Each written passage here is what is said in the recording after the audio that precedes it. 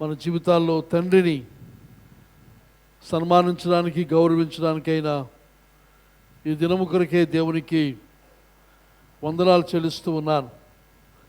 ఈరోజు చాలామంది వాట్సాప్లో నాకు గ్రీటింగ్స్ చెప్పడం, మీరు మా ఆత్మీయ తండ్రిగా ఉండబట్టి సంతోషిస్తున్నామని వందనాలు చెప్పడం బట్టి మీ అందరికీ వందనాలు.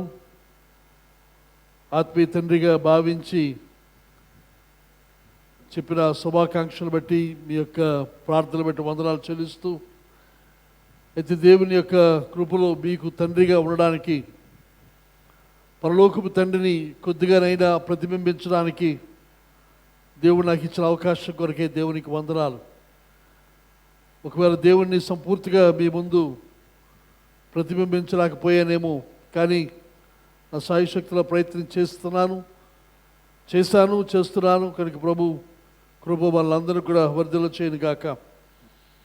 అది ఈరోజు ఈ ఫాదర్స్ డే సందర్భంగా దేవుని వాక్యంలో నుండి కొన్ని మాటలు మనం ధ్యానం చేసి మనం ముందుకు వెళదాము. ఎఫెసీయులకు రాసిన పత్రిక 6వ అధ్యాయం, ఎఫెసీయులకు రాసిన పత్రిక 6వ అధ్యాయం 1 నుండి 4 వచనాలు.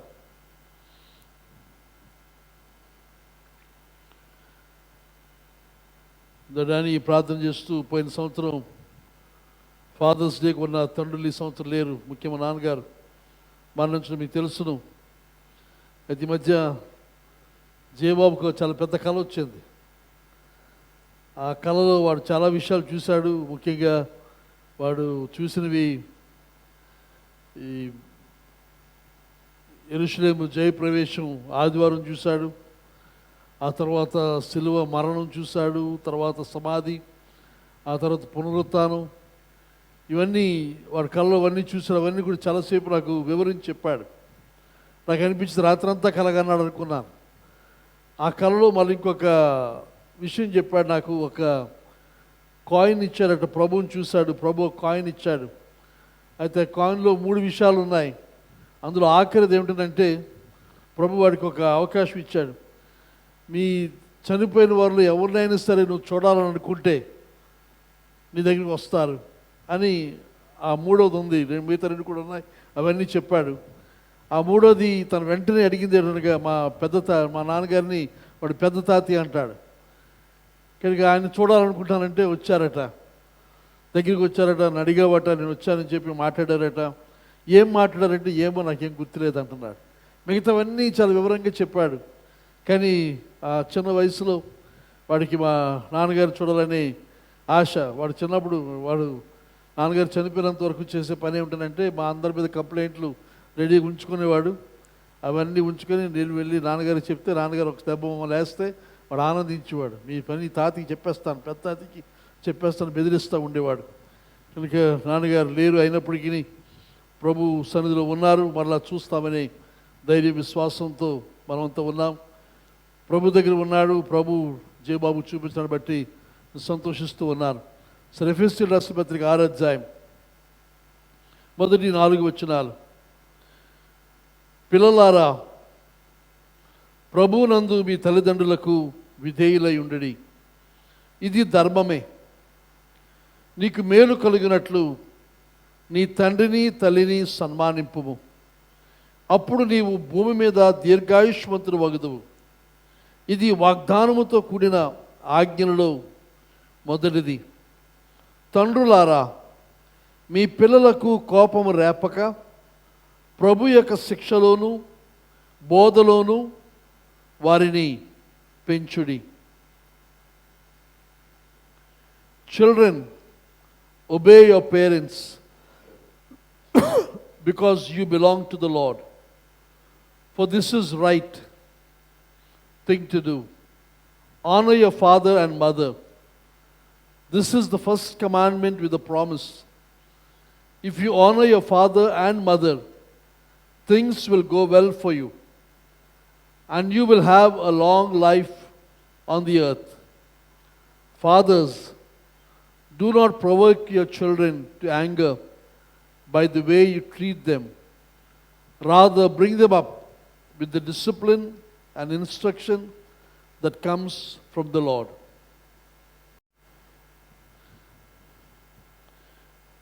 ఇక్కడ పౌలు సంఘానికి విశ్వాసులకు రాస్తున్న మాటలు ఇవి. ముందుగా పిల్లలకు రాస్తూ ఉన్నాడు. ఇంక దానికి ముందు చెప్పాలంటే ఈ యొక్క బోధ ఇంచుమించు ఎఫెసీ పత్రిక 5:21 నుంచి మొదలవుతుంది. అక్కడ అతను అంటాడు, అపోస్తలుడైన పౌలు 5:21లో, క్రీస్తునందరి భయముతో ఒకరికొకడు లోబడి ఉండడి, ప్రభునందు భయం చేత ఒకరికొకరు లోబడి ఉండాలని చెబుతూ, తన పురుషుడు భర్త, భార్య లేదా భార్యతో మొదలుపెట్టి భర్త ఇవన్నీ వివరిస్తూ కుటుంబ జీవితం ఎలా ఉండాలి, కుటుంబం యొక్క ప్రాముఖ్యత అక్కడ పౌలు వివరిస్తాడు. ఆ కుటుంబం యొక్క ప్రాముఖ్యతలో మనం గమనిస్తే విషయం ఏదనగా, క్రీస్తు కుటుంబంలో ఉన్న శ్రద్ధ, ఒక భర్తకు భార్య ఉండవలసిన శ్రద్ధ క్రీస్తు వలె అనే ఉదాహరణ మాదిరి మనకు అక్కడ చూపిస్తూ ఉన్నాడు. అయితే ఇక్కడ 6వ అధ్యాయం మనం చూసినప్పుడు, పిల్లలారా ప్రభువునందు మీ తల్లిదండ్రులకు లోబడి ఉండడి, ఇది ధర్మమే. పిల్లలైన వారందరూ కూడా ప్రభువునందు మీ తల్లిదండ్రులకు విధేయులై ఉండడి. అది ఆ ప్రభువునందు అని చేర్చినప్పుడు మనకు కొంచెం అనుమానం వస్తుంది, ఏమిటి దాని అర్థం ఏమిటని. దాని అర్థం ఇంగ్లీష్ తర్జుమాలో స్పష్టంగా అర్థమవుతుంది. చిల్డ్రన్, పిల్లలారా, ఒబే యువర్ పేరెంట్స్, మీ తల్లిదండ్రులకు లోబడి ఉండండి. Because you belong to the lord, మీరు ప్రభువునకు చెందినవారు కాబట్టి మీ తల్లిదండ్రులకు లోబడి ఉండండి. మనం దేవునికి చెందిన వారం, క్రైస్తవులం, ప్రభు నమ్మి అంగీకరించిన బిడ్డలమైనట్లయితే మనం చేయవలసిన పనేదనగా మన తల్లిదండ్రులకు లోబడి ఉండాలి. క్రైస్తవులైన వారు, అది ఏ వయసు వారైనా సరే, మనవి చేస్తున్నారు, పిల్లలైన వారు తండ్రికి తల్లికి లోబడి ఉండాలి. ఇంకెక్కడ ఇంగ్లీష్ తర్జుమాలో ఫుట్ నోట్ ఇచ్చాడు, children obey your parents because you belong to the lord అని చెప్పి, ఆ ఫుట్ నోట్లో ఏమి ఇచ్చారనగా, children obey your parents who belong to the lord. ఇంకా దానికి ఇంకా కొంత అర్థాన్ని చేర్చి అంటున్నాడు, మీ తల్లిదండ్రులు దేవునికి చెందినవారు కాబట్టి వారికి లోబడి ఉండండి. మీరు దేవునికి చెందిన వారైతే, క్రైస్తవులైనట్లయితే, ప్రభు నమ్మిన వారైతే మీ తల్లిదండ్రులకు లోబడి ఉండండి. అలాగే మీ తల్లిదండ్రులు దేవునికి చెందినవారు, క్రైస్తవులు, దేవుని ఎరిగిన వారు కాబట్టి వారికి లోబడి ఉండండి. కనుక పిల్లలమైన మనం అందరము కూడా, మనం ఒకవేళ పెద్దవారం అయిపోయి మరి తల్లిదండ్రులతో సంబంధం లేని వేరే జీవితాన్ని జీవిస్తూ ఉన్నప్పటికీ, మనం మన తల్లిదండ్రులు బ్రతికినంత కాలము వారికి విధేయులముగా మనం జీవించవలసిన అవసరం ఉంది. మరి ముఖ్యంగా ఇక్కడ సందేశం మనం చూసినట్లయితే, మనం దేవుని నమ్మే వారం కాబట్టి, అలాగే మన తల్లిదండ్రులు దేవుని నమ్మిన వారు కాబట్టి, దేవుని నమ్మిన తల్లిదండ్రులకు, ఇప్పుడు చాలాసార్లు నేను గమనిస్తూ ఉన్నాను, మనం చాలాసార్లు మన సొంత అనగా దేవుని ఎరిగిన క్రైస్తవులైన తల్లిదండ్రుల యొక్క ఆశలు, కోరికలు అంత శ్రద్ధగా పట్టించుకోము. కానీ దేవుని ఎరగని, దేవుని విశ్వాసమందు సక్రమంగా లేని, నామకార్థపు క్రైస్తవ జీవితాన్ని జీవిస్తున్న వారి యొక్క మాటలు పట్టుకొని, మా నాన్న ఎలాగన్నాడు, మా అమ్మ ఎలాగంది అని వారు చెప్పిన వాటిని పాటిస్తూ అవలంబిస్తూ ఉన్న విషయాన్ని గమనిస్తూ ఉన్నాం. దయచేసి మనవి చేస్తున్నారు, ప్రభువుని ఎరగని తల్లిదండ్రులు, నామకార్థముగా జీవిస్తున్న తల్లిదండ్రులు, ప్రభు విషయం ఏమాత్రం కూడా శ్రద్ధ, ఆసక్తి లేని తల్లిదండ్రులు, వారి మాటలు ఏవైనా సరే వాటిని అంతగా మనం పట్టించుకోవలసిన అవసరం లేదు. ముఖ్యంగా మనం దేవుని ఎరిగిన తర్వాత, సత్యం మనకు తెలిసిన తర్వాత, మన తల్లిదండ్రులు చేస్తున్న పొరపాటు మన పెంపకంలో కానీ, మన యొక్క నడిపింపులో కానీ, లేకపోతే మనం పెట్టిన పేర్లలో కానీ తేడా ఉన్నప్పుడు, వాటి గురించి మా నాన్న ఎలా పెట్టాడు, మా అమ్మ ఎలా పెట్టింది కాబట్టి ఇదిగో నా పిల్లలకు కూడా అలాగే పేరు పెడతాను, అదే రకమైన నామకరణ, ఒకసారి మాట్లాడిన పేర్ల గురించి ఏ రకంగా క్రైస్తవ ఇన్ఫ్లుయెన్స్ కనబడని పేర్లు పెడతా ఉన్నారు. ఏమాత్రం క్రైస్తవులను తెలుసుకోవడం వీలు లేకుండా పేరు పెడుతున్న పరిస్థితి, లేకపోతే ఇంకా కొన్ని హిందూ పేరు కూడా కలిపేసి పెడుతున్న సందర్భాలు మనం చూస్తాం. కనుక మా తాతలు అలా పెట్టారు కాబట్టి నేను నా పిల్లలకి అలా పెడతాను దయచేసి అనుకోవద్దు. ఇక్కడ మీతోనైనా సరే దాన్ని ఆపవలసిందిగా మనవి చేస్తూ ఉన్నాను. మీ తాతలు ఏదో తెలుసో లేకపోతే వరకున్న లోక జ్ఞానాన్ని బట్టి ఏదో పెట్టారు. వారు దేవుని యందు పెట్టిన పేర్లు కావవి. దేవుని యందు పెట్టిన పేర్లకు అర్థం ఉంటుంది, సార్థకత ఉంటుంది, దాని అది ప్రవచనాత్మకంగా కూడా ఉంటుంది. కనుక మీ పిల్లలకైనా సరే మీ నుండి అది కట్ చేసి సరిచేసి మనవి చేస్తున్నాను. అయితే ఇక్కడ విధేయత ఎవరికనగా దేవుని యందు మీరు ఉన్నారు కాబట్టి, అలాగే మీ తల్లిదండ్రులు దేవుని యందు ఉన్నారు కాబట్టి వారికి లోబడి జీవించండి. దైవభక్తి కలిగిన తల్లిదండ్రులను గౌరవించండి, సన్మానించండి అనే విషయాలు మనం ఇక్కడ చూస్తూ ఉన్నాం. Children, obey your parents because you belong to the Lord, for this is the right thing to do.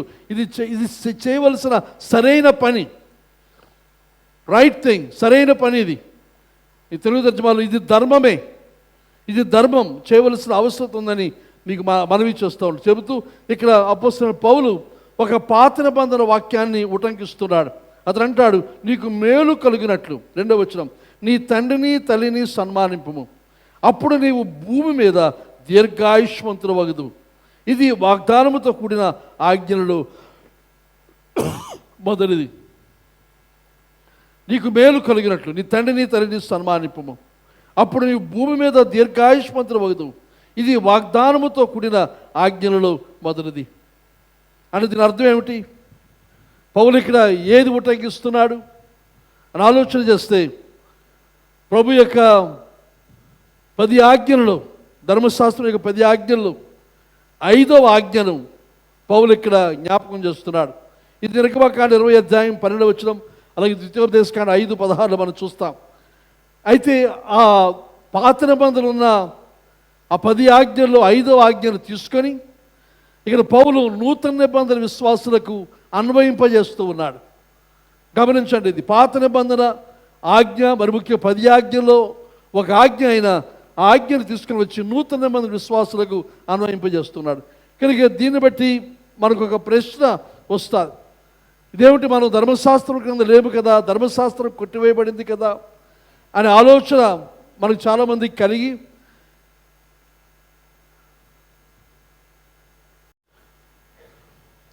గలతీ పత్రిక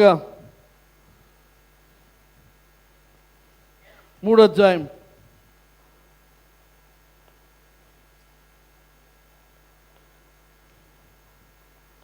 13వ వచనం చూస్తే, ఆత్మను గురించిన వాగ్దానం విశ్వాసం వల్ల మనకు లభించినట్లు అబ్రహాం పొందిన ఆశీర్వచనం క్రీస్తు యేసు ద్వారా అన్యజనులకు కలుగుతాయి. క్రీస్తు మన కోసం శాపమై మనలను ధర్మశాస్త్రం యొక్క శాపం నుండి విమోచించను.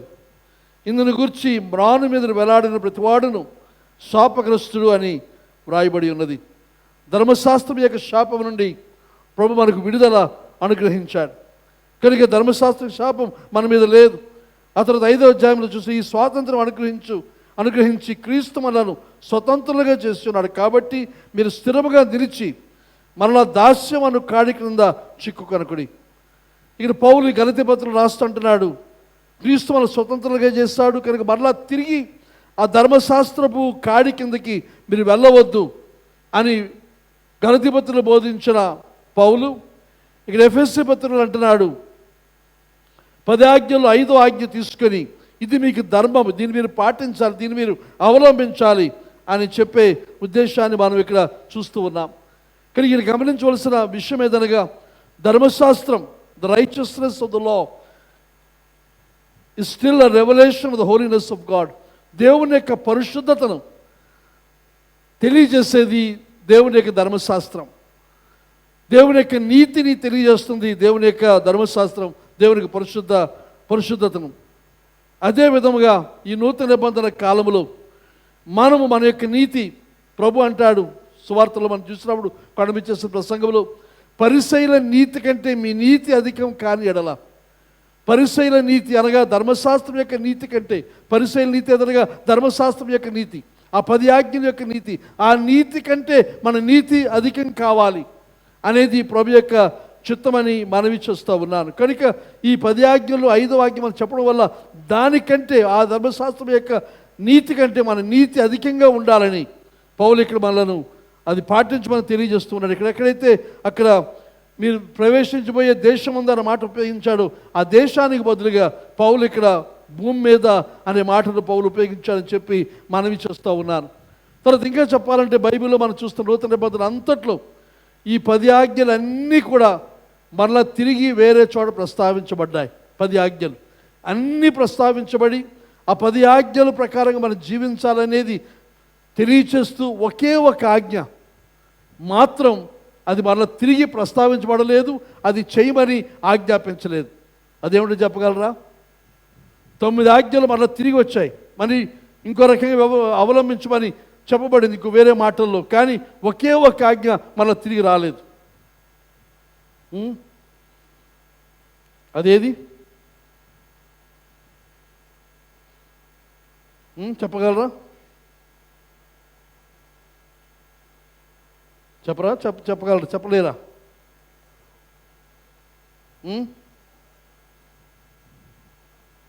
ఏదో జవాబు చెప్పండి నాకు. అమ్మయ్యా, అంత కోపం వచ్చింది మీకు? మీ నాన్నతో మాట్లాడే విధానం అదేనా? చెప్పండి. ఇవాళ ఫాదర్స్ డే, నాన్నతో అలాగే మాట్లాడతారా? చెప్పలేమా?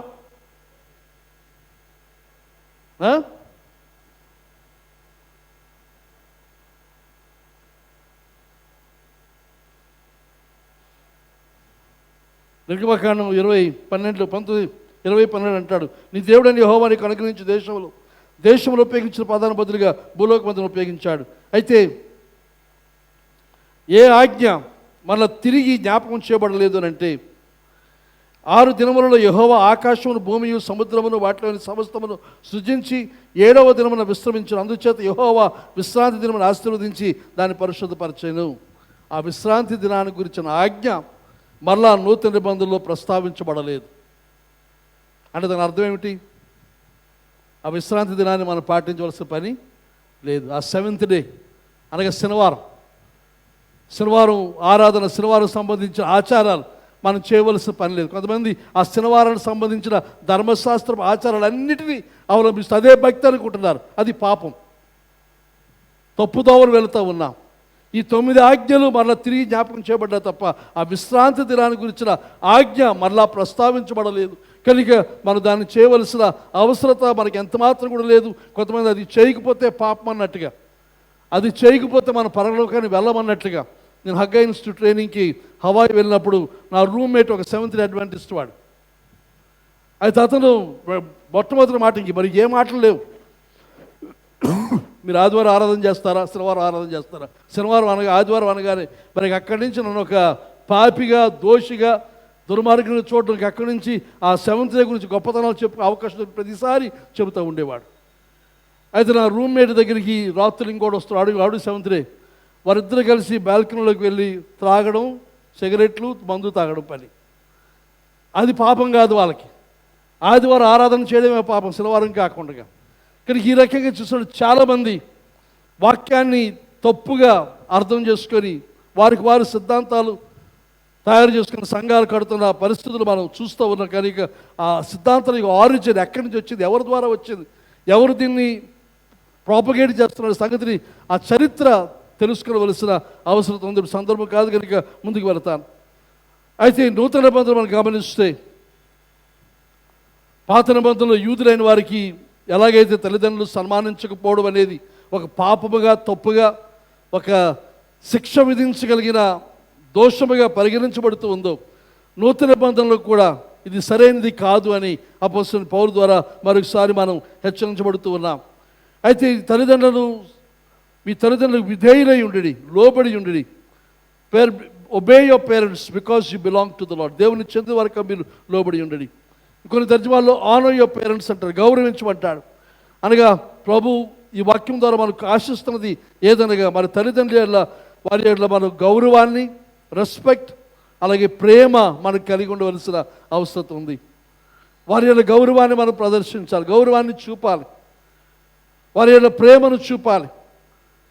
చాలాసార్లు వయస్సు పైబడుతున్న కొలది తల్లిదండ్రుల మీద ఒక చులకన భావం ఏర్పడుతుంది. దయచేసి అది ఏర్పడకుండా జాగ్రత్త పడాలి. మనం ఆ చులకన భావాన్ని మనం పెంపొందించుకోవద్దు. ఒకవేళ వారికంటే మన తెలివైన వారం కావచ్చు, వారికంటే ఎక్కువ సంపాదన మనం సంపాదిస్తుండవచ్చు, వారికంటే సంఘంలో, సమాజంలో వారికంటే ఎక్కువైన పేరు మనకు కలిగి ఉండవచ్చును, కానీ వారిని ఎప్పుడు కూడా గౌరవంతో చూడవలసిందిగా మీకు ప్రేమతో మనవి చేస్తూ ఉన్నాను. తల్లిదండ్రులు ఇతను మా నాన్న అని చెప్పుకోవడానికి దయచేసి ఎవ్వరు కూడా తండ్రిని బట్టి సిగ్గుపడకూడదు. ఎలాంటి ఏ వస్త్రధారణ వేసినా, ఎలాంటి స్థితిలో ఉన్నా తండ్రిని గురించి దయచేసి సిగ్గుపడవద్దని, వారి ఏళ్ళ విధేయత, వారిని గౌరవించడం అంటే ఇవన్నీ చెందుతాయని చెప్పి మనవి చేస్తూ ఉన్నాను. తర్వాత care for them as long as the needers, వారికి అవసరం ఉన్నంత కాలం మనం చేయగలిగిన సహాయం మనం చేస్తూ ఉందాం. తరువాత మన యొక్క ప్రవర్తన బట్టి, మన జీవన విధానాన్ని బట్టి మన తల్లిదండ్రులకు పేరు రావాలి, మన తల్లిదండ్రులకు ఘనత రావాలి. మనం చూసి మీ తల్లిదండ్రులు ఎవరు అని వారికి నమస్కారం చేసే విధమైన జీవితం మనం జీవించవలసిన అవసరం ఉందని చెప్పి మనవి చేస్తూ ఉన్నాను. కనుక ఈ ఆశీర్వాదం మనం చూసినది అంటున్నాడు, ఈ విధేయత అనేది, లోబడి ఉండడం అనేది ఒక ఆశీర్వాదాన్ని మనకు అనుగ్రహిస్తూ ఉంది. పిల్లలకు బాల్యమందే, చిన్నప్పుడే తల్లిదండ్రులకు లోబడి ఉండడం మనం నేర్పించాలి. వారు తన తల్లిదండ్రులని జ్ఞాపకం చేసి వారికి బోధించవలసిన అవసరం ఉంది. దేవుని వాక్యం చూసినప్పుడు డిసొబీడియన్స్ టు పేరెంట్స్, తల్లిదండ్రుల అవిధేయులై ఉండడం అనేది చూసినట్లయితే దేవుని ఎడల తిరుగుబాటు చేయడం, అసమానమైన పాపంగా దేవుడు ఎంచుతూ ఉన్నాడు. డిసొబీడియన్స్ టు పేరెంట్స్ ఇస్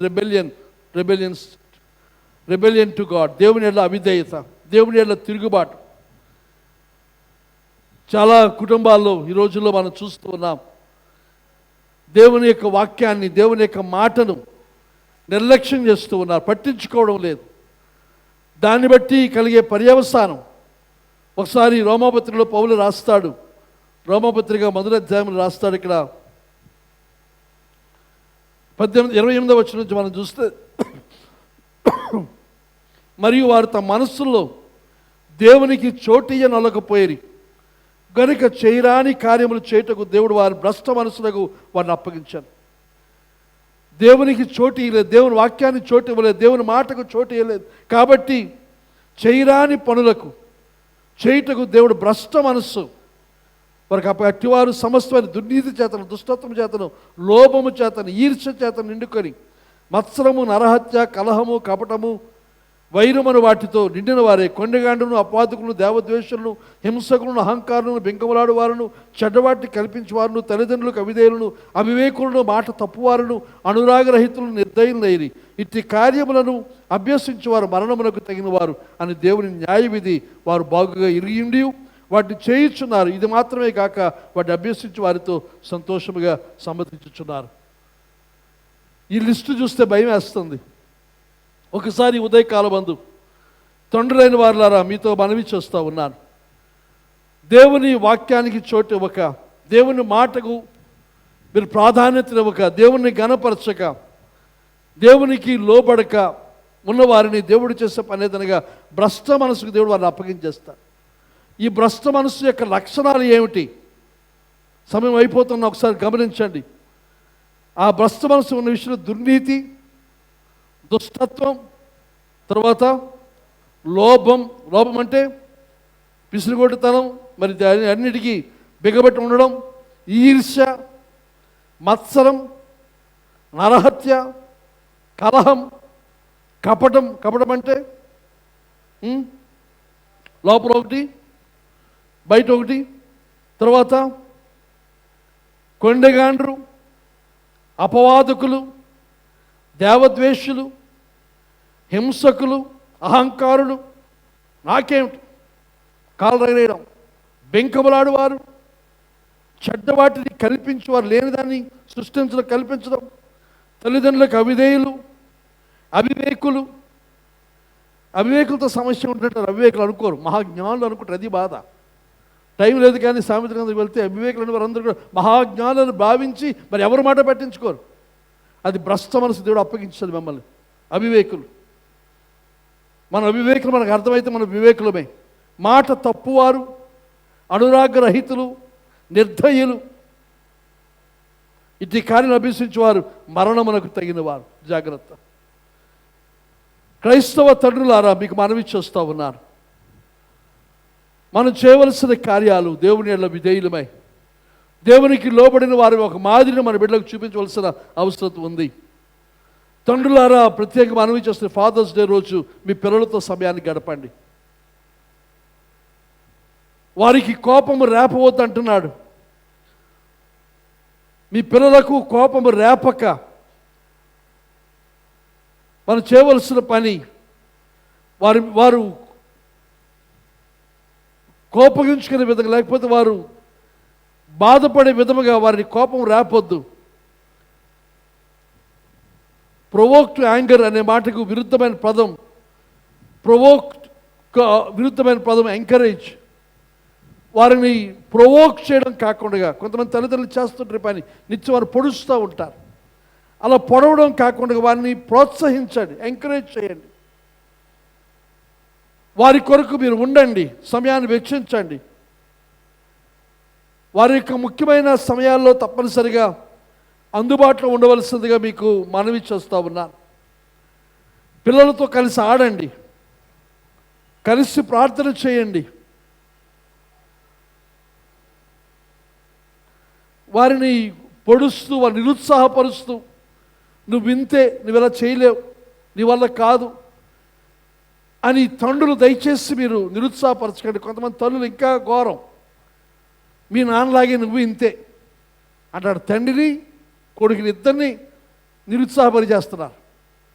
దయచేసి ఆ పనులు చేయకండి, ప్రోత్సహించండి. చేత నోరు మూసుకుని ఊరుకోండి, అంతే తప్ప మీ నాన్నలాగా మీ తాతలాగా అని ఎప్పుడైతే వారిని అంటున్నామో, నాన్నని తాతని మనవుణ్ణి ముగ్గురిని కలిపి నిరుత్సాహపరుస్తూ, ప్రొవోకింగ్ టు యాంగర్, దాంతో వారిలో రోషం, కోపం పొడుచుకొచ్చే పరిస్థితి ఏర్పడుతుందని చెప్పి మనవి చేస్తున్నాను. వారిని ప్రోత్సహించండి, బలపరచండి. వారి కొరకు మీరు ఉండండి. వారు ఏ చిన్న పని చేస్తారు, మంచి పని చేస్తే మెచ్చుకోవడానికి ఏమాత్రం కూడా సంశయించవద్దు. కొంతమంది ఎప్పుడు చూసినా చెడునే చూపిస్తూ ఉంటారు. నువ్వు ఇలా చేస్తే తప్పు అని అదే చెప్తుంటే తప్ప మంచి చేస్తున్నప్పుడు ప్రోత్సహించడం చేయరు. కానీ దయచేసి తండ్రులారా, మనవి చేస్తే మీరు ప్రోత్సహించండి. వారి ఎడల శ్రద్ధ వహించండి. వారికి వాగ్దానం చేస్తూ దాన్ని నెరవేర్చండి. వారికి ఇస్తామని చెప్పింది ఇవ్వండి, చేస్తామని చెప్పింది చేయండి. మీ మాట ఒకటి, ప్రవర్తన ఒకటి అయినప్పుడు వారు మీ మాట వినదని చెప్పి మనవి చేస్తూ ఉన్నాను. కనుక ముఖ్యంగా తల్లిదండ్రులు చేయవలసిన పని, పిల్లలతో సమయాన్ని గడపవలసిన అవసరం ఉంది. ఇంకంటాడు, ప్రభు యొక్క శిక్షణలో, బోధలో వారిని పెంచుడి. Nurture them in the discipline and admonition of the lord. దేవుని యొక్క భక్తిలో, దేవుని యొక్క విశ్వాసంలో వారిని మీరు డిసిప్లిన్ చేస్తూ వారిని పెంచండి. క్రైస్తవ భర్త, అక్కడ ఎఫెసీయులకు 5వ అధ్యాయంలో మనం చూస్తాం, టు నరిష్ హిజ్ వైఫ్, తన భార్యను సంరక్షించాలి, పోషించాలి. అలాగే పిల్లలను కూడా శారీరకంగా తండ్రి అయినవాడు పిల్లలకు అవసరమైన ఆహారం, వస్త్రాలు, నీడ తన భార్యకు, పిల్లలకు ఇవ్వవలసిన బాధ్యత ప్రతి తండ్రికి ఉంది. అది భౌతికంగా ఈ శరీరానికి మాత్రమే కాకుండా మానసికంగా పిల్లలకు ప్రోత్సాహాన్ని, ఉత్సాహాన్ని, ఆనందాన్ని తండ్రి కల్పించవలసిన అవసరం ఉంది. అది మాత్రమే కాకుండా ఆత్మీయంగా కూడా తండ్రి తన పిల్లలకు, భర్తకు, భార్యకు మాదిరి చూపిస్తున్నారు. వారిని ఆత్మీయంగా పెంచే బాధ్యత కూడా తండ్రిదే అని మనవి చేస్తూ ఉన్నారు. కానీ తండ్రులు చాలామంది ఈ బాధ్యతను విరమించుకుంటున్నారు. కొంతమంది తండ్రులు భోజనం, బట్టలు అవి చూసుకుంటారు తప్ప మరి ఇక మానసికమైనవి కానీ ఆధ్యాత్మిక విషయాలు కానీ పట్టించుకోరు. కొంతమంది తండ్రులు ఆహారం కూడా వారు పట్టించుకోరు. ఆహార వస్త్రాలు కూడా తల్లి చూసుకోవాలి తప్ప తండ్రికి ఏమాత్రం కూడా బాధ్యత లేదు. మరి నీ పని ఏమిటంటే ఏమో వాళ్ళకే తెలియాలేదు. కానీ దయచేసి మనవి చేస్తాం, తండ్రులారా బాధ్యత వహించండి, నిలబడండి, కుటుంబాల కొరకు నిలబడవలసిందిగా మనవి చేస్తూ ఉన్నాను. మన గొప్ప మాదిరి, గొప్ప ఉదాహరణ చెప్పాలంటే ప్రభు యేసుక్రీస్తు. మనందరికీ తెలిసినది లూకాసు వార్త 2వ అధ్యాయం 52 వచ్చి మనం చూస్తాం. ప్రభు వారితో పాటు వెనక్కి వెళ్ళి వారికి లోబడి జీవించాడు, తల్లిదండ్రులు లోబడి జీవించాడు.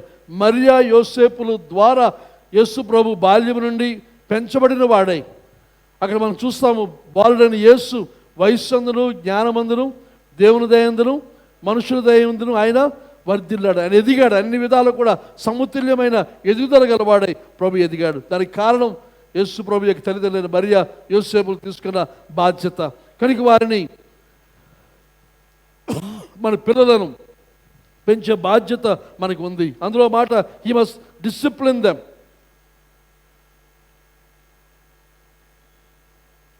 Bring them up with the discipline and instruction.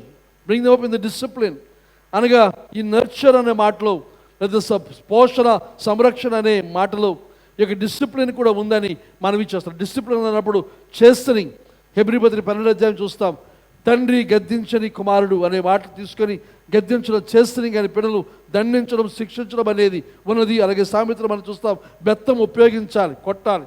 అది ఈ రోజున చూసినప్పుడు నూతన ఈ సైకాలజీ చూసినప్పుడు చేయడానికి ఎంత మాత్రం కూడా వీలు లేదు. కానీ దేవుడు వాక్యం దాన్ని ప్రోత్సహిస్తుంది. కాబట్టి ఇంకా అదే పనిగా మనం చెతకబాదమని కాదు, అది ఇంట్లో బెత్తాలు దాచుకొని ఆ బెత్తంతో సర్ప్రైజ్ చేయమని ఎంత మాత్రం కూడా కాదని మనవి చేస్తారు. అయితే ఇక్కడ డిసిప్లిన్ ఎలాగూ అని చూసినప్పుడు, but discipline in right manner, సరైన విధమైన క్రమశిక్షణ మనం చేయవలసిన అవసరం ఉంది. పిల్లలను దండించినప్పుడు, పిల్లలు శిక్షించినప్పుడు సరైన పద్ధతిలో చేయాలి. మరి ముఖ్యంగా వారిని we must discipline in love, not in anger. ప్రేమ చేత, ప్రేమలో వారిని దండించాలి తప్ప మన కోపంలో పిల్లలు శిక్షించడం ఎంత మాత్రం కూడా సరైనది కాదు. కనుక కోపము తీర్చుకోవడానికి, మన పగ చల్లారడానికి, మన యొక్క ఆవేశం తగ్గడానికి కోసం పిల్లల్ని దండించడం, శిక్షించడం కాక ప్రేమ చేత దండించవలసిన అవసరం ఉంది. ఒకవేళ ప్రేమతో కాకుండా మన కోపంతో, మన ఆవేశంతో దండిస్తే వారి శరీరానికి హాని చేసి వారు అవుతాం. శరీరానికి మాత్రమే కాకుండా వారి ఆత్మకు, వారి మనసులకు హాని చేస్తూ వారు అవుతాం. కనుక జాగ్రత్త. పిల్లల్ని దండిస్తున్నప్పుడు వారి శరీరానికి హాని కలగకూడదు, వారి మనసులకు, వారి ఆత్మలకు కూడా హాని సంభవించకూడదని జాగ్రత్తతో మనం ప్రేమ చేత మన పిల్లలను దండించాలి. అయితే మనము క్రమంగా లేకుండా, మనం సరైన విధంగా లేకుండా మన పిల్లలను దండించడానికి, క్రమశిక్షణ పెట్టడానికి ప్రయత్నం చేస్తే అది ఫలించదు. పిల్లలు మన మాట ఎంత మాత్రం కూడా వినరు. మన యొక్క డిసిప్లిన్ అంతా, రాష్ట్రంలో all our discipline should be fair and consistent. ఎప్పుడుగా సరైన విధంగా ఉండాలి, ఫేర్గా ఉండాలి, న్యాయంగా ఉండాలి. తర్వాత కన్సిస్టెంట్ అంటే ఎప్పుడు ఒకేలాగా ఉండాలి. ఒకరోజు ఒకదానికి కొట్టి ఇంకో రోజు ఇంకో దానికి కొడితే, ఈరోజు దీన్ని కొట్టాం, ఇది తప్పు అని తెలిసింది, మనుషులు అది కాకుండా కూడా చేసి దానికి కొడితే నేను ఇది చేయాలి, అది చేయాలి, దీనికి దెబ్బలుతున్నాను, దానికి దెబ్బలుతున్నాను అనే పరిస్థితి వారికి ఏర్పడకుండా ఒక కన్సిస్టెన్సీ, ఒక సరైన క్రమం, ఇది మనం ఆశిస్తున్నది. కానీ ఇది లేకపోతే దీన్ని దండిస్తారు, దీన్ని దండించం, దీన్ని అభినందిస్తాం అనే విషయం మన పిల్లలకు తెలియవలసిన అవసరం ఉందని చెప్పి మనవి చేస్తాం. ఎప్పుడైతే ఆ క్రమము తప్పకుండా మనం చేస్తాం, ఒక క్రమాన్ని కలిగి, ఒక నియమాన్ని కలిగి ఉంటామో, అదంతా దేనికి అనగా పిల్లల చుట్టూ ఒక భద్రతా వలయాన్ని మనం ఏర్పాటు చేస్తున్నాం. బిడ్డలు దారి తప్పిపోకుండా, పడిపోకుండా, చెడులో పడకుండా, వారంతా వారు నిలబడే వయస్సు వరకు వారికి కావలసిన కాపుదల, భద్రత ఎలాగైతే భౌతికంగా ఇవన్నీ ఏర్పాటు చేస్తామో, అలాగే బిడ్డలు పెరుగుతూ ఉంటాడుగా వారి క్రమము చేయటం కొరకే కొన్ని హద్దులు, కొన్ని విషయాలు మనం బోధిస్తూ, వాటి విషయమై మనము పాటిస్తూ వాటిని పిల్లలకు నేర్పించవలసిన అవసరం ఉందని చెప్పి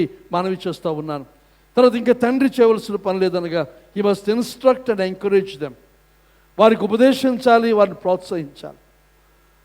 సామెత గ్రంథం మీరు తర్వాత ఇంటికి వెళ్ళిన తర్వాత చదువుకోండి, 4వ అధ్యాయము అలాగే 3వ అధ్యాయం. ఒక తండ్రి తన కుమారుడికి ఇచ్చే సలహా, ఈరోజు అందరూ ప్రతి తండ్రి కూడా చదవండి 4వ అధ్యాయం 3వ అధ్యాయం. 4వ అధ్యాయంలో మనం చూస్తాము దావీదు సొలొమోను కూర్చోబెట్టి బోధించడం, అలాగే తండ్రులారా కూర్చొని మీ పిల్లలకు బోధించాడు. ఇక దేవుని వాక్యాన్ని బోధించాడు, దేవుని వాక్యమందు ఉపదేశం చేయవలసిన అవసరం ఉందని మనవి చేస్తూ ఉన్నారు. 2వ తిమోతి పత్రిక 3వ అధ్యాయం కూడా చదవడం తర్వాత 3వ అధ్యాయం 13 నుంచి 17 వచనాల వరకు. అయితే బైబిల్ అంతట్లో మనం ఎక్కడ చూసినా పిల్లలను పెంచడం, పిల్లలకు తరబీదు, ఇవేవి కూడా బయట ఏజెన్సీలు, బయట వారికి దేవుడు అప్పగించలేదు. ఆ పని తల్లిదండ్రులకే దేవుడు అప్పగించాడు. పిల్లల పెంపకం, పిల్లలు పెంచడంలో, వారు నడిపించడంలో ప్రాముఖ్యమైన బాధ్యత తల్లిదండ్రులది. చాలామంది పిల్లలు చెడిపోయిన తర్వాత చెప్పే మాట ఏదనగా, స్నేహితులు వాళ్ళు చెడిపోయారు, లేకపోతే స్కూల్ వాళ్ళు చెడిపోయారు, లేకపోతే సండే స్కూల్ వాళ్ళు చెడిపోయారు. ఆ మధ్య కొంతకాలం యూత్ మీటింగ్ కొంతమంది తల్లిదండ్రులు పిల్లలు పంపించేవారు కదా. ఎందుకు పంపించారంటే ఇక్కడికి వస్తే ప్రేమించుకుంటారట, ప్రేమించుకొని పెళ్ళిళ్ళు చేసేసుకుంటారేమో, కనుక మా పిల్లలు యూత్ మీటింగ్కి పంపించం ప్రేమించుకోకుండా ఉండడానికి. అలాగని ప్రేమించుకోకుండా ఉండిపోయారా పిల్లలు?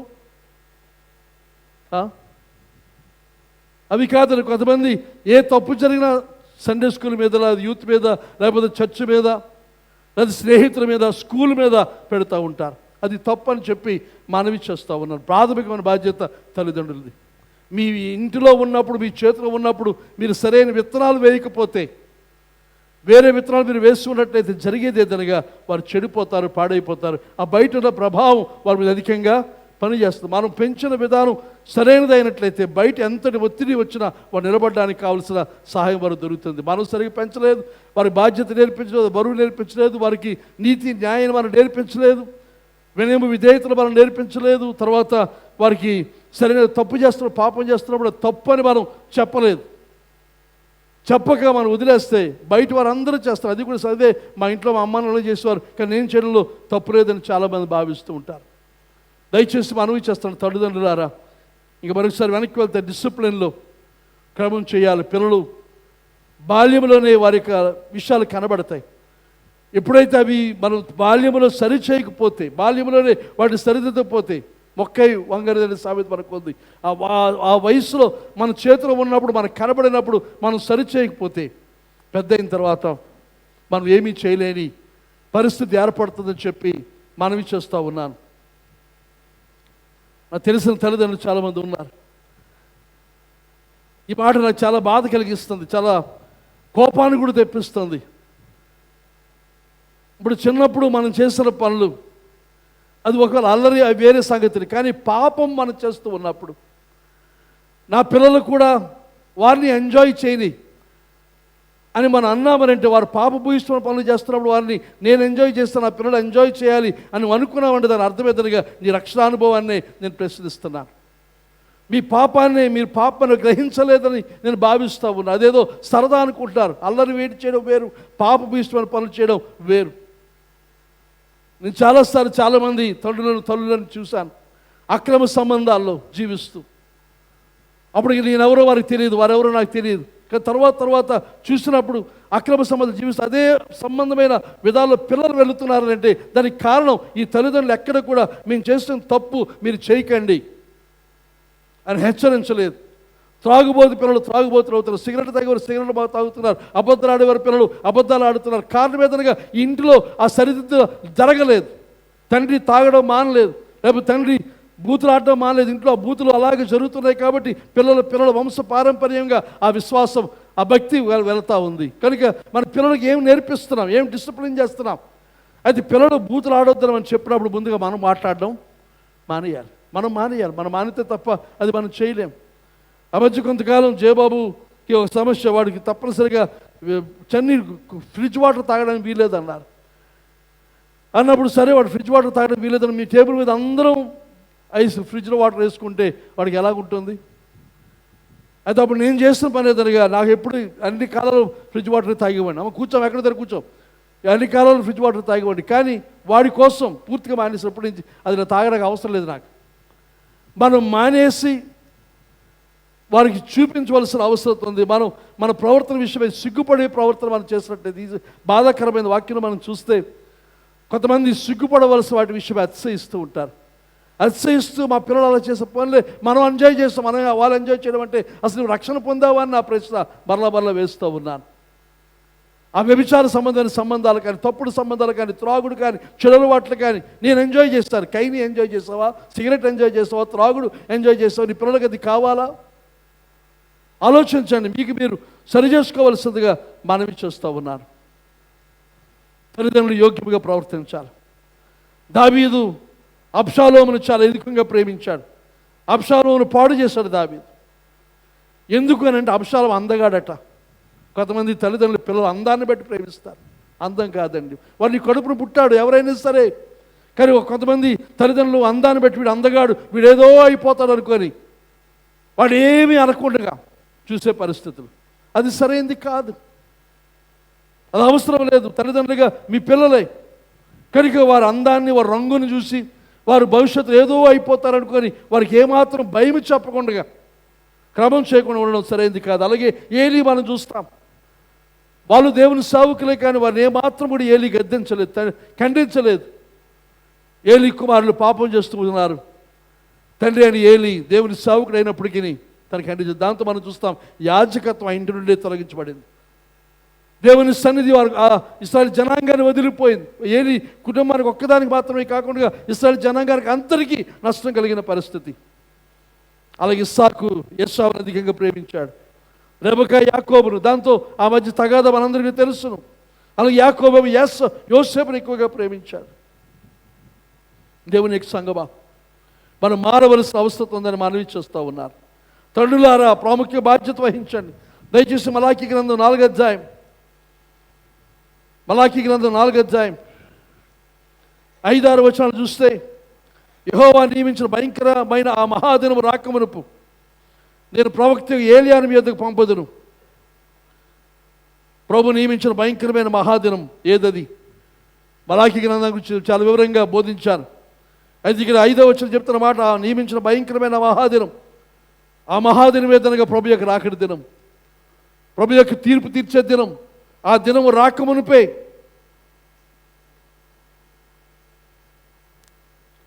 నేను ప్రవక్త ఏలియాను మీ యొద్దకు పంపదును. ప్రకటనలో చూస్తాం మళ్ళా ఏలియా రావడం, కానీ నేను పంపిస్తాను అని చెబుతూ, నేను ప్రవక్త ఏలియాను మీద పంపదును, నేను వచ్చి దేశమును సప్పించుకుంటున్నట్లు అతడు తండ్రుల హృదయములను పిల్లల తట్టును, పిల్లల హృదయములను తండ్రుల తట్టును త్రిప్పును. దేవుని యొక్క సేవకుని యొక్క పని తండ్రుల యొక్క హృదయాన్ని పిల్లల తట్టు, పిల్లల యొక్క హృదయాలు తండ్రుల తట్టు. కనుక మీరు అడగవచ్చు, అయ్యా ఏది ఏలియా వస్తారు కదా, ఏలియా వచ్చి చెబుతారు కదా అంటే, ఏలియా వస్తాడు నిజమే, కాదని ఆ రోజున పాత ప్రభు కాలంలో కూడా వారు ఏలియా కొరకు ఎదురు చూశారు. ఈ కాలంలో కూడా ఎదురు చూడాల్సిన పని లేదు అని మనవి చేస్తాం. దేవుని యొక్క సేవకునిగా ఈ ఉదయ కాలమందు ఏలియా యొక్క స్థానంలో, ఏలియా యొక్క పరిస్థితిలో మిమ్మల్ని నిలబడి మిమ్మల్ని హెచ్చరిస్తూ ఉన్నాను. తండ్రుల హృదయం పిల్లల తట్టు, పిల్లల హృదయములు తండ్రుల తట్టు తిరగాలి. ఆ భావంలోని మీరు రావలసిన అవసరం ఉందని చెప్పి మనవి చేస్తూ ఉన్నాను. కనుక మలాకీ గ్రంథము మనం ప్రోత్సహిస్తున్న తండ్రుల దినమందు, తండ్రులారా మీ పిల్లలను గమనించండి, చూసుకోండి. మీ పిల్లలు ఎక్కడున్నారు, ఏం చేస్తున్నారు, వారు ఏది అవసరం, వారి ప్రోత్సాహం అవసరమా, సహాయం అవసరమా, ఆలోచన అవసరమా, జ్ఞానం అవసరమా, వివేకం అవసరమా, దేవుని వాక్యం అందున్న ఉపదేశాన్ని మీ పిల్లలకు ఇవ్వండి. ఇంకా పిల్లలు ఎలా మరి ఏదో తప్పిదం చేస్తుంటే, పొరపాటు వారిని గద్దించుంటే, దండించుంటే మనం చేయవలసిన పని వారి దగ్గర వెళ్ళి నన్ను క్షమించండి, పొరపాటు చేస్తాను, నేను అనవసరంగా కొట్టాను, నేను అనుకున్న మాట అన్నాను, నేను పొరపాటు అర్థం చేసుకున్నాను అని పిల్లల దగ్గర క్షమాపడడానికి ఏ తండ్రి కూడా దయచేసి సంశయించవద్దు. మీరేమాత్రం కూడా చులకన అయిపోరు. కొంతమంది అనుకుంటారు అలాగంటే చులకన అయిపోతాం, లోకి అయిపోతాం, వారు ఇంకా మన ఎత్తెక్కిది ఊరేగుతాడు. అలా ఎగరండి, అలా ఊరేగరు. మనం సరైన విధంగా వారు బోధించవలసిన అవసరం ఉందని చెప్పి మనవి చేస్తూ ఉన్నాను. ఇశ్రాయేలు జనాంగం మరొకసారి ఇంతకుముందు మాట్లాడాను. నెహెమ్యా గ్రంథాన్ని జ్ఞాపకం చేసి ముగిస్తాను. నెహెమ్యా గ్రంథంలో మనం చూసాము, యెరూషలేము యొక్క గోడలు కోల్చబడి పాడు చేయబడి 141 సంవత్సరాలు అలా ఉండిపోయాయి. తర్వాత యూదులైన వారు మరలా తిరిగి వచ్చి అవి కట్టడానికి ప్రయత్నం చేశారు, కానీ సాధ్యపడలేదు. దాదాపు 94 సంవత్సరాల పాటు వారి ఆలోచన ఉంది తప్ప పని చేయలేకపోయారు. కానీ చివరికి నెహెమ్యా ఇశ్రాయేలు జనాంగం అంతా కలిసి 94 సంవత్సరాల్లో చేయలేకపోయిన పనిని నెహెమ్యా వచ్చి 52 రోజుల్లో చేస్తాడు. అది ఎలా చేస్తాడు అని ఆలోచన చేస్తే, దేవుని వాక్యం నెహెమ్యా గ్రంథం బోధించాను, మీకు జ్ఞాపకం ఉంటుందని భావిస్తూ ఉన్నాను. నెహెమ్యా గ్రంథం 4వ అధ్యాయం 3వ అధ్యాయంలో మనం గమనిస్తే, నెహెమ్యా చేసిన పని ఏదనగా, ఎవరు ఇంటి ముందున్న గోడను ఆ ఇంటి వారు కట్టమన్నాడు. తండ్రి, తల్లి, పిల్లలు, ఇంకొంతమంది అమ్మాయిలు, ఆడపిల్లలు కూడా కలిసి ఆ ఇంటి ముందర గోడను వారు కట్టారు. ఆ రకంగా యెరూషలేము చుట్టూ ఉన్న ప్రాకారములన్నీ కూడా 52 రోజుల్లో పూర్తయిపోయాయి. కనుక దేవునికి సంఘమా మనవి చేస్తూ ఉన్నాను, మన ఇల్లు మనం కట్టుకుందాం, మన పిల్లలు మనం కట్టుకుందాం, మన చుట్టూ ఉన్న ప్రహారీ గోడలు సరి చేసుకుందాం, చొరబాటుకు చోటు ఇవ్వకుండా. రాకుండా వారు గోడలు ఉన్నవి దేనికి అని బోధించారు. వారు రాకుండా ఉండడం కోసం గోడలు, లోపల వారు బయటికి వెళ్ళకుండా, బయట వారు లోపల రాకుండా అటుగా గోడలు మనం నిర్మించాలి. మన కుటుంబాలకు గోడలు నిర్మించాలి, సంఘానికి గోడలు నిర్మించాలి, హద్దులు నియమించాలి. కనుక అది ఎవరింటి ముందు వారు, ఎవరింటి దగ్గర వారు, ప్రతి ఇల్లు, ప్రతి కుటుంబం ఆ రకంగా చేసుకుంటే మళ్ళీ తిరిగి మన సంఘం అంతా కూడా బలమైన సంఘంగా ఉండడానికి అవకాశం ఉంటుందని చెప్పి మనవి చేస్తూ ఉన్నాను. వారు గోడ కట్ట మాత్రమే కాకుండా కాపు కాసిన వారిగా కూడా కుటుంబాలుగా వారు ఉన్నారు. కనుక దయచేసి దినమంది ఈ ఫాదర్స్ డే సందర్భంగా ఫాదర్స్ అండ్ గ్రాండ్ ఫాదర్స్, తాతలకు కూడా మనవి చేస్తున్నాను, తండ్రులకు తాతలకు spend time with your children. పిల్లలతో సమయాన్ని గడపండి. పిల్లలారా, మీకు మనవి చేస్తున్నాను, పిల్లలు లేరు ఇక్కడ, తర్వాత మీరు చెప్పండి పాస్టర్ గారు చెప్పారని, మీ తల్లిదండ్రులతో సమయాన్ని గడపండి. బాధాకరమైంది ఈ రోజులో ఈ యొక్క టెక్నాలజీతో సెల్ ఫోన్లు, ట్యాబులు, ప్యాడ్లు వచ్చి పిల్లలు ఇంట్లో ఉన్నప్పటికీ వారి చేతుల్లో ఫోన్లు పట్టుకుంటున్నాం. మనం అందరూ ఫోన్లు పట్టుకుంటున్నాం, వాళ్ళు ఫోన్లు పట్టుకుని ఉంటున్నారు. కానీ దయచేసి మనవి చేస్తాం, మన ఇళ్ళలో కొంత సమయమైన ఫోన్లు పక్కన పెట్టి, టీవీలు పక్కన పెట్టి తల్లిదండ్రులు పిల్లలు కూర్చొని కబుర్లు ఆడుకునే సమయం కావాలి. దానివల్ల తిరిగి మనం విమోచించాలి. ఇంతకుముందు ఇవేమీ లేని కాలంలో, టీవీలు లేని కాలంలో, రేడియోలు లేని కాలంలో సాయంత్రం పూట తల్లిదండ్రులు పిల్లలు కూర్చొని కబుర్లు ఆడుకునేవారు. వెన్నెలు ఉంటే వెన్నెల్లో బయట కూర్చొని మాట్లాడుకునేవారు.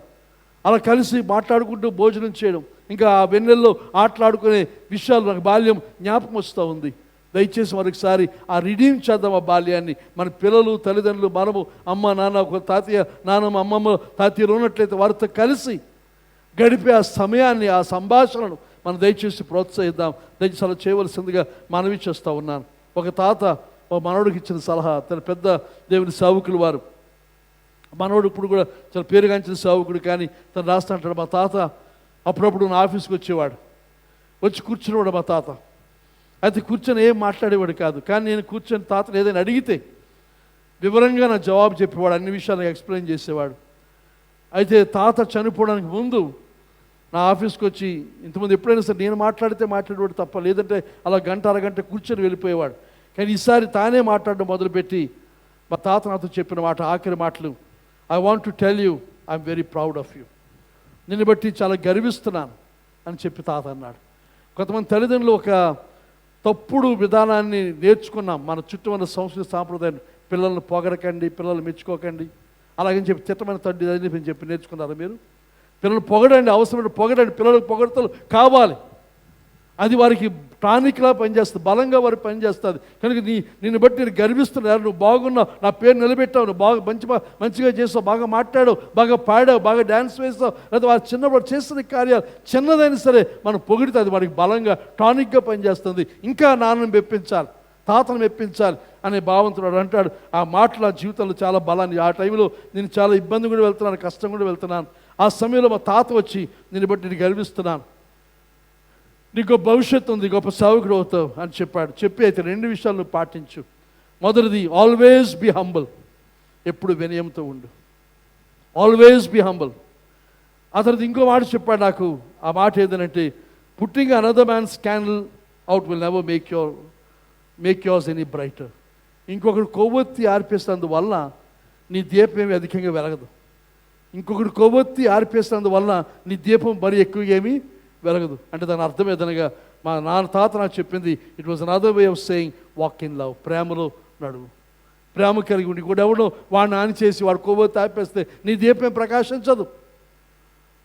కానీ అలా కాకుండా అందరూ వారు వెలగాలి, నేను వెలగాలి అని ప్రేమలో నువ్వు ఉన్నట్లయితే దేవుడు నిన్ను ఆశీర్వదిస్తాడని చెప్పి ఆ తాత చెప్పిన మాట ఆ మనవడు దాన్ని శిరసావహిస్తూ పాటిస్తూ సంతోషిస్తూ ఉన్నాడు. కానీ ఈ దినమందు మనవి చేస్తున్నాను,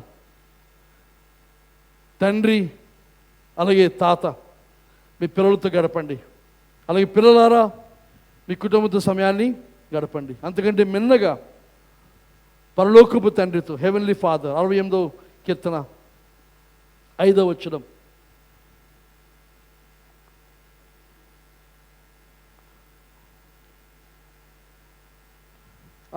కీర్తన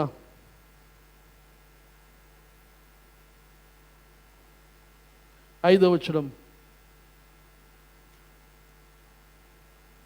తన పరిశుద్ధాత్మను దేవుడు తండ్రి లేని వారికి తండ్రి, విధవరాండ్రకు న్యాయకర్తనై తండ్రి లేని వారికి తండ్రి. ఒకవేళ సరైన తండ్రి లేకపోతే, అలాగే తండ్రే లేకపోతే, లేకపోతే ఉన్న తండ్రి కూడా సక్రమంగా లేని తండ్రి అయినట్లయితే, సరైన తండ్రి, అసలైన తండ్రి మన పరలోకపు తండ్రి. ఆయన తండ్రి లేని వారికి ఆయన తండ్రి. కనుక ఆయన తండ్రిగా మీరు భావించి ఆయన వద్దకు రండి. ఇంకా అంటాడు, నేను ఎన్నడూ విడువను, ఎడబాయను. ఇంక చాలా విషయాల మనసులో మెదులుతూ ఉన్నవి. ఇదొకటి చెప్పేసి ముగిస్తాను. తప్పేనికి వాడు కదా మనందరూ తెలుసును. ఆ తండ్రి ప్రవర్తించే విధానం, మన పరలోకపు తండ్రి ప్రవర్తించే విధానం అదే. తండ్రి అక్రమంగా ఆస్తిని అడిగాడు, తండ్రి నుండి ఇచ్చేశాడు తండ్రి. అది వెళ్ళిపోయాడు, ఎలా పాడు చేసి అంతా కూడా తెలుసును. కానీ వాడికి బుద్ధి వచ్చింది. బుద్ధి వచ్చినప్పుడు వాడు వెనక్కి బయలుదేరి వచ్చాడు. కానీ అక్కడ మనం గమనిస్తే తండ్రికి వాడు చేస్తున్న పనులన్నీ కూడా తెలుసు. ముఖ్యంగా తండ్రి తెలిపిన అన్నకు తెలుసు. అన్న తెలిసినప్పుడు తండ్రికి చేరవేస్తూ ఉన్న ఆ విషయం మనం గమనించాలి. అయితే తండ్రి అక్కడ చూసినప్పుడు ప్రతిరోజు కూడా ఎదురు చూస్తూ ఉన్నాడు. దూరం నుండి చూస్తాడు తండ్రి కుమారుడు రావడం. దూరం నుండి చూచి పరిగెత్తుకొని వెళ్ళి వాడి మీద పడి, వాడి మెడపెట్టి ముద్దులు పెట్టి వాడి ఇంటికి తీసుకొని వచ్చి వాడు చెప్పాలనుకున్న మాట కూడా పూర్తిగా చెప్పనివ్వకుండా వాడికి ఉంగరం తొలగించి, వస్త్రాలు తొలగించి, చెప్పులు తొలగించి, ఇవన్నీ కూడా భావాలు ఉన్నాయి. ఇంటికి తీసుకొని వచ్చి గొప్ప విందు చేశాడు. ఇది తండ్రి యొక్క ప్రేమ. అదే ఆ తండ్రి ఆ రోజు వెళ్ళకపోతే, ఒకవేళ ఆ తండ్రి తన ఉండే చోట ఉండకుండా లోపల ఏదో పనిపాట్లో ఉండిపోతే జరిగే ప్రమాదం ఏదనగా కొడుకు ఇంటి వరకు రాడు. ఆ ఊరి ప్రజలే, అతని యొక్క దాసులే, అతని యొక్క అన్న సోదరుడే అతన్ని హతమార్చే పరిస్థితి ఉంది. అయితే మన పరలోకపు తండ్రి ఆ తండ్రి వలె మన కొరకు ఎదురు చూస్తూ ఉన్నాడు. మనకు మనస్సు మారి మనం తిరిగితే మన ఎద్దు పరిగెత్తుకొని వస్తాడు ఆయన. అయితే ఈ లోపుగా మన పడుతున్న ఇబ్బంది తెలుసును. డబ్బులు అయిపోయాయి, స్నేహితులు వదిలేశారు, పని దొరకలేదు, చివరికి ఏదో పందులు కాసే పని దొరికింది. ఒక పెద్ద రాకుమారుడికి పందులు కాసే పని, ఆ పందులు కాసే పని దొరికిన తినడానికి తిండి లేక పొట్టైనా తినడానికి ప్రయత్నం చేసి అది దొరకని పరిస్థితిలో వాడికి బుద్ధి వచ్చింది. ఆ బుద్ధి రాగానే వాడు బయలుదేరి వస్తూ ఉంటే వాడి దారిలో ఉంటుండగానే తండ్రి పరిగెత్తుకుని వెళ్ళి వాడిని కౌగిలించుకున్నాడు. మన తండ్రి కూడా అలాగే చూస్తూ ఉన్నాడు. నేను ఇంత బాధపడుతున్నాను కదా, ఇబ్బంది పడుతున్నాను కదా, ఇబ్బంది పడుతున్నావు, తాగేసి దొర్లి నీ ఆస్తిని పాడు చేసుకుంటే నీ కర్మ అది, నువ్వు చేస్తున్న పని అది. కానీ నువ్వు మారు మనసు పొంది వెనక్కి వస్తావా, పరిగెత్తుకొని వచ్చి నేను ఆదరిస్తాను, కౌగులించుకుంటాడు. కానీ ఈ దినమందు మనవి చేస్తున్నాను, ఈ పరలోకపు తండ్రి వలె మనం ఉండాలి. ఆ తండ్రి యొక్క ప్రేమను మనం ప్రతిబింబించాలి. ఇంక అది మాత్రమే కాకుండా ఈ దినమందు మనవి చేస్తాను, తండ్రులారా, ఒకవేళ మీరు మీ స్థానాన్ని వదిలేసి మీ ఇష్టానుసారంగా మీ పనిపాట్లో, మీ త్రాగుడులో, మీ వ్యభిచారంలో, మీ అక్రమ సంబంధాల్లో, మీ పనిపాట్లో, మీ ఉద్యోగాల్లో, మీ యొక్క హాబీస్లో మీరు ఉండిపోతే దయచేసి ఆ స్థానానికి రండి. తండ్రి స్థానం మళ్ళీ తిరిగి రండి. తప్పిపోయిన కుమారుడు వచ్చినట్టుగా తప్పిపోయిన తండ్రులారా వెనక్కి రావాల్సిందిగా మీకు మనవి చేస్తున్నారు. పరలోకపు తండ్రి మిమ్మల్ని స్వీకరిస్తారు. తర్వాత మీరు మీ కుటుంబాలకు తండ్రిగా ఉండి దేవుని చిత్తాన్ని నెరవేర్చండి. ప్రభు సందేశాన్ని మనందరూ వినికి ఆస్వాదించును గాక. ఆమేన్.